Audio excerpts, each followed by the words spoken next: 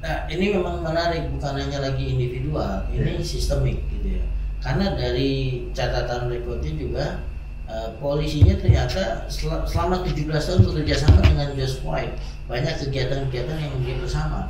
Sebetulnya kalau untuk konteks Indonesia juga sampai situ ya? Justru tebaliknya.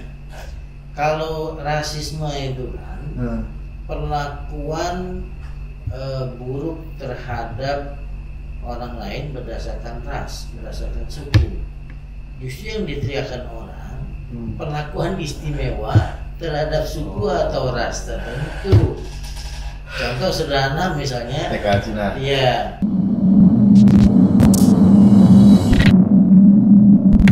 Assalamualaikum warahmatullahi wabarakatuh. Jadi masih bersama dengan saya Gasan Syakik Kalbak dan Bapak Fuad di channel Down to Earth ID. Jadi sebelumnya kita udah bahas tentang teror UGM, itu kita mengungkap juga, kita bahas tentang fakta dan opini-opini kita. Mungkin teman-teman tertarik banget untuk nonton, kalian bisa nonton dulu agar berkesinambungan nih. Kita yang ingin membahas nih Pak. Tadi kan sebelumnya Bapak bahas tentang George Floyd ya. Itu isu-isu rasisme di Amerika ini kan lagi booming banget. Sampai ada hashtagnya Black Lives Matter. Nah ini sebenarnya kalau misalkan saya lihat ada arah yang dimana ini politisasi Pak. Jadi ketika ini kan mau impeachment si Donald Trump Pak ya di bulan November. Dan kalau misalkan kita lihat sebelumnya itu di Indonesia kejadian di Papua masa-masa pilpres. Ini apakah memang isu rasisme itu selalu muncul ketika ingin berganti presiden atau di politik selanjutnya gitu Pak? Saya kira kalau kasus Amerika ini insiden aja. Insiden, tidak ada campur tangan rekayasa politik menghadapi pilpres di Amerika Serikat. Kecuali kalau kasus-kasus misalnya berhadapan dengan Cina itu bisa di-create. Tapi ini kasus yang memang insiden di lapangan dan secara kebetulan ada yang memvideokan jadi viral. Sekarang kan I cannot breathe gitu jadi viral. Sebetulnya bukan istilah itu atau ungkapan itu bukan sekali ini. Tahun 2014 pernah juga kasus yang mirip, kulit hitam I cannot breathe itu, tapi tidak sedahsyat yang sekarang karena dramatis sekali, hanya hitungan menit kemudian meninggal. Amerika memang punya sejarah tersendiri bagaimana hubungan kulit putih dengan kulit hitam, terutama karena presidennya kulit hitam itu kan memang budak yang datang ke Amerika Serikat, lalu kemudian ada diskriminasi, dan itu Amerika baru menerapkan proses orang kulit hitam belajar bersama di kampus, naik bis sama-sama tempat yang tidak terpisah. Itu baru 50 tahunan, 60 tahunan lah, dan 57 masih ada orang kulit hitam belajar di kampus itu di pojokan gitu ya, sendiri terpisah dengan kulit putih. Jadi mereka punya sejarah belum lama. Jadi soal rasisme. Cuma ketika menjelang pemilihan presiden atau pemilu, di mana-mana selalu berebutan, dijadikan sebagai platform politik untuk membela kelompok yang mayoritas. Jadi berarti kita nggak apa-apa ya Pak menyatakan pendapat gitu ya Pak. Apakah memang semacam isu rasisme ini punya konspirasi tersendiri Pak yang memang tertuju untuk pemilihan itu gitu Pak?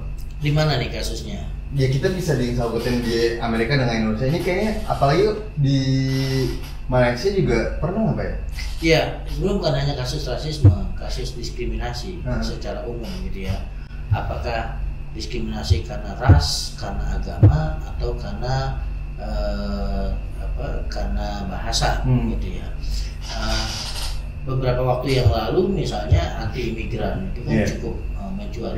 Di Australia juga hal yang sama. Bagaimana politiknya itu menghangat, terutama menjelang pemilihan umum. Nah, itu anti imigran itu muncul terhadap kaum muslimin yang imigran datang ke sana. Karena apa, ingin mendapatkan suara mayoritas. Imigran itu kan dianggap sebagai ancaman, ancaman budaya, ancaman ekonomi untuk masyarakat lokal. Pak sorry, tapi kalau di Indonesia imigran malah disejahterakan TKA Cina. Nggak apa-apa itu Pak. Iya, jadi itu selalu akan muncul, dijadikan sebagai platform politik dalam rangka meraih simpati. Bahkan bukan hanya sekedar nasionalisme, ada yang disebut chauvinisme. Chauvinisme itu nasionalisme kelas berat, artinya bagaimana orang memproteksi nasionalismenya karena mayoritasnya penduduk lokal dalam mendapatkan simpati itu. Nah, kalau ada itu bisa menimbulkan kerusuhan rasial. Biasanya kalau urusan hubungan rasial itu negara yang komposisi etnisnya itu proporsional. Malaysia misalnya, Cina dengan Melayu, meskipun Melayu 40%, Cina 19%, tapi ini potensial untuk dijadikan sebagai, orang Malaysia bilang, isu perkauman, isu rasial. Amerika juga sama, antara supremasi kulit putih dengan orang kulit hitam. Di Eropa antara penduduk lokal dengan imigran. Oke, Pak, ini saya tertarik Pak ya ngelihat kayak di George Floyd ini, dia kasusnya kan dibunuh oleh aparat yang berseragam dan punya track record yang cukup buruk Pak, bukan cukup pelan, udah buruk gitu, dia pernah nembak, udah pernah membunuh. Apakah memang ini menjadi oknum yang dipertahankan Pak? Nah, ini memang menarik, bukan hanya lagi individual, ini sistemik gitu ya. Karena dari catatan rekodnya juga polisinya ternyata selama 17 tahun bekerjasama dengan George Floyd, banyak kegiatan-kegiatan yang dia bersama.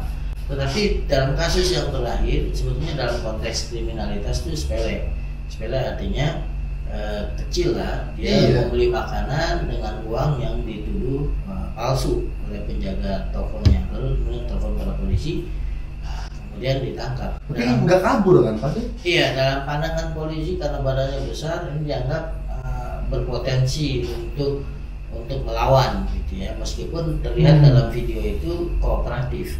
Tapi entah bagaimana ceritanya, ya mungkin itu yang saya katakan sistemik, bukan lagi individu. Jadi sudah tergambarkan bahwa saya kulit putih gitu ya, dan ada hitam.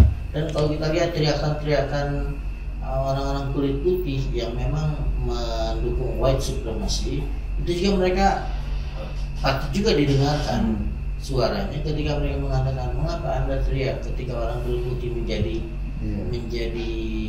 korban kekerasan, tapi Anda tidak berteriak ketika di beberapa tempat banyak pelaku kriminalitas itu orang kulit hitam, wilayah Bronx misalnya, wilayah-wilayah tertentu. Ini kan untuk masyarakat kelas bawah, mereka mengasosiasikan kalau mayoritas kejahatan dilakukan oleh kelompok A, maka sah bisa dikatakan ada hubungan rasial. Itu kan cara berpikir masyarakat. Umumnya orang kulit hitam melakukan kriminalitas, mereka berpikirnya seperti itu, dan itu merasuk juga dalam pikiran aparat, dalam pikiran sistem itu. Apalagi dalam sejarah Amerika belum lama mereka punya kebijakan non diskriminasi. Tahun 50 itu masih terjadi segregasi antara kulit hitam dan kulit. Nah, kalau misalkan ini kan sebenarnya salah satu algojo Pak ya. Kenapa dipertahankan gitu? Maksudnya apakah memang sebenarnya kan seharusnya dikeluarkan dan dipecat begitu secara tidak hormat ya? Kalau misalkan memang secara hak asasi Pak ya. Jadi saya ini dikeluarkan nggak sih Pak? Enggak ya? Mereka kan menganut diproses secara hukum. Bahkan untuk menenangkan masyarakat sudah ada tuduhan gitu ya, bahwa polisi ini melakukan pembunuhan, misalnya third degree murder, jadi pembunuhan 3 lapis gitu ya, melanggar undang-undangnya. Ini sudah digulirkan. Ini pun orang menduga karena memang protes meluas untuk menanamkan pada publik bahwa memang dilakukan tindakan yang proporsional. Nah, berarti selama ini bisa jadi memang terjadi yang orang khawatirkan, bahwa white supremacy itu ada. Meskipun Obama pernah menjadi presiden, Obama pun pernah mengemukakan bahwa white supremacy itu bukan individu orang kulit putih, tapi sudah membentuk sebuah ide, gagasan, ideologi, dan mewujud dalam sebuah sistem. Dan sekarang justru orang kulit putih sendiri terpecah. Sebagian yang percaya pada demokrasi, sebagian yang percaya pada white supremacy. Termasuk Presiden Donald Trump, tindakan dan ucapannya itu dianggap memprovokasi terjadinya kerusuhan rasial lebih besar. Tapi kalau misalnya disangkut pautkan dengan Indonesia, memang ada Pak kalau misalkan dari isu rasisme ini dipolitisasi gitu? Sebetulnya kalau untuk konteks Indonesia nggak sampai situ ya? Justru tebaliknya. Kalau rasisme itu kan perlakuan buruk terhadap orang lain berdasarkan ras, berdasarkan suku. Justru yang diteriakan orang perlakuan istimewa terhadap suku atau ras tertentu. Contoh sederhana misalnya TKA Cina. Iya, TKA Cina atau mungkin kalau kita lihat misalnya di list gitu ya, berapa kasus-kasus korupsi yang melibatkan orang-orang beretnis Cina itu panjang misalnya. Tapi orang tidak mengaitkan itu. Tapi kalau sudah yang melakukannya pribumi, yang melakukannya kiai atau ustadz, itu langsung saja tujuannya kepada kaitannya dengan kelembagaan, kaitannya dengan suku Arab, kaitannya dengan ini gitu. Dan ketika orang mengatakan ini dilakukan oleh etnis Cina, Anda dianggap rasis. Tapi orang dengan mudah menuduh misalnya orang yang berwajah Arab gitu ya, itu ini ketinggalan zaman, kajul lah segala macam gitu. Jadi saya pikir malah justru kondisinya terbalik. Di kita rasisme itu bukan topik yang utama. Paling orang berbicara soal relasi agama. Tapi kalau Amerika itu kental, karena sejarahnya memang terlihat orang-orang kulit hitam itu jadikan budak, lalu kemudian ada semangat demokrasi supaya mereka sama senasib dalam perjalanan tidak mungkin. Sebenarnya apa yang ditakutin orang kulit putih sih Pak sama orang kulit hitam ini sampai benar-benar takut gitu dan sampai ngecam kayak gitu Saya kira ini hal yang natural, alamiah di semua belahan dunia. Ketika ada dua kelompok dalam satu tempat. Masalah kekuasaan ya. Masalah dominasi. Di Malaysia tidak ada kulit putih kulit hitam. Tapi yang terjadi adalah misalnya rivalitas antara Cina dengan Melayu, gitu ya. Kemudian di Myanmar, ya penduduk lokal ketakutan dengan Muslim Rohingya, sehingga mereka dikeluarkan dari kewarganegaraan, tidak diakui. Jadi kelompok-kelompok yang dianggap sebagai ancaman terhadap dominasi tertentu pasti akan terjadi rivalitas. Di Bosnia, gitu ya, satu-satunya negara kecil di Eropa yang penganut Muslim. Nah, dianggap ini kan sebagai kutil kasarnya kan gitu. Maka terjadilah ethnic cleansing, pembunuhan besar-besaran, karena dianggap sebagai ancaman menyebarnya ideologi Islam di Eropa. Menurut Bapak ini akan terjadi selanjutnya nggak Pak? Apa akan hilang? Kayaknya nggak bakal hilang Pak ya? Ini akan terus bergulir begitu saja. Kalau ini mah dinamis. Selalu kalau dari dalam sosiologi teori konflik gitu ya, yang namanya konflik itu inherent dengan masyarakat, tidak bisa dihapuskan. Bahkan konflik itu bisa dianggap sebagai prime mover perubahan sosial. Bisa sifatnya dinamis gitu ya. Ini akan terjadi baik antar ras, antar agama maupun antar penganut ideologi.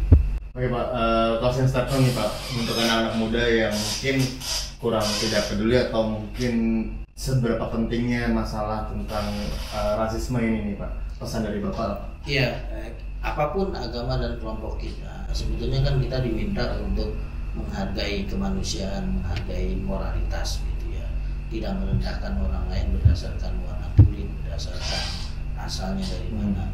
Orang Barat sendiri mengumumkan Islam meritokrasi, memberikan porsi yang proporsional kepada pencapaian, bukan latar belakang kulit, ras dan yang lainnya.